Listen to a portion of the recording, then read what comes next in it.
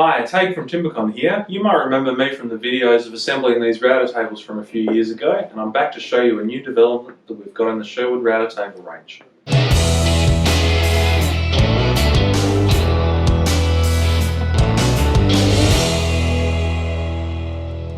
Back when we first brought these tables in about 5 years ago, one of the great things that we brought to market was a router lift where you could mount your plunge router into the lift and then put it into a router table. It was something that wasn't commonly available in Australia.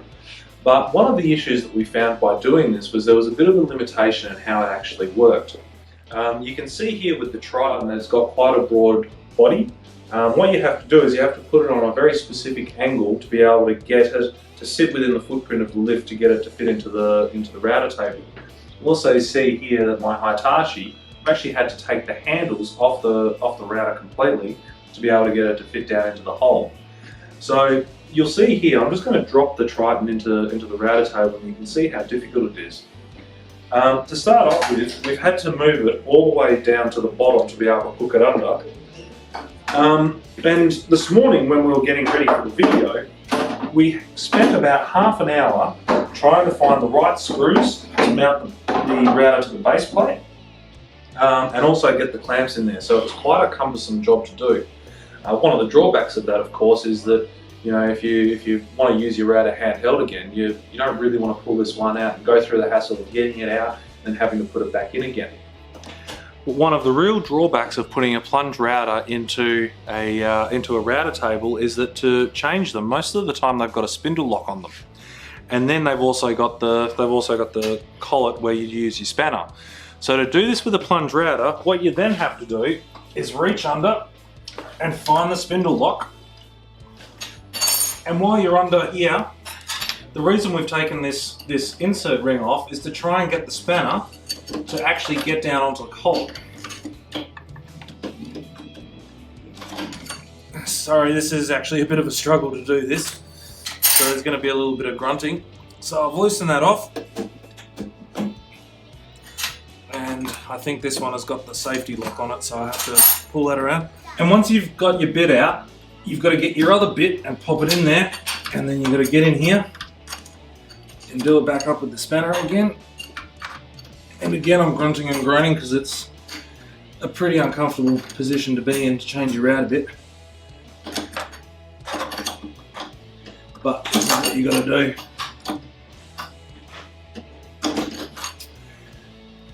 Now once you've done that, you've got your bit changed, put the insert ring back on, and then you can wind it back down again. But you can see that that's a bit of work. I probably need to lose a few kilos, but I'm still puffing after doing that. We have always recommended in the past of using a router collet extension to get above table bit changes, but the problem that you've got with that is that you're limited to the diameter of the bits.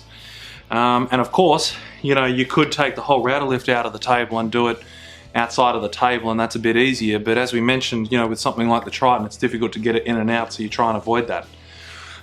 So we thought there had to be a better way. So knowing the limitation of the previous router lift, we've been on the hunt for a solution that's going to work long term. What we've finally been able to source is this new router motor, which is very common in the US market. Great benefit of this one is it's 240 volt, 10 amp, plugged straight into an Australian plug. And what you've got here is a dedicated motor without any of the other pieces that you don't need when you're trying to mount something into a router table. It's a 2400 watt input, 1800 watt output. It's just got a simple switch, variable speed from 10,000 to 22,000 revs. Comes standard with 1/4 and 1/2 inch collets. And the great thing about this is that you can now do above table bit changes. So as I mentioned this morning, it took us about half an hour to try and get the Triton sorted out. We had to find different bolts to get it to mount and then getting it into the lift. On the other hand, sliding this motor into this router lift and then tightening up the one bolt that holds the clamps on took us about 5 minutes. One of the other great things about it is because it's got a small footprint, it's very easy to drop the whole unit into the tabletop. You don't have to worry about where it's placed on the lift itself or anything like that. And as I mentioned, unlike the Triton where you would have to reach under the table and try and get the spindle lock and everything like that to be able to do a bit change, this one here winds up. Now all you need to do is use the 2 spanners above the table for the new router motor. You're just popping one bit out, you're popping the new bit in, and then you're just doing up the collet, all from above the table, no struggle. So you're just doing that back up again, and then you're winding back down again, and you're working immediately. No struggle, no effort. Much faster changeover times.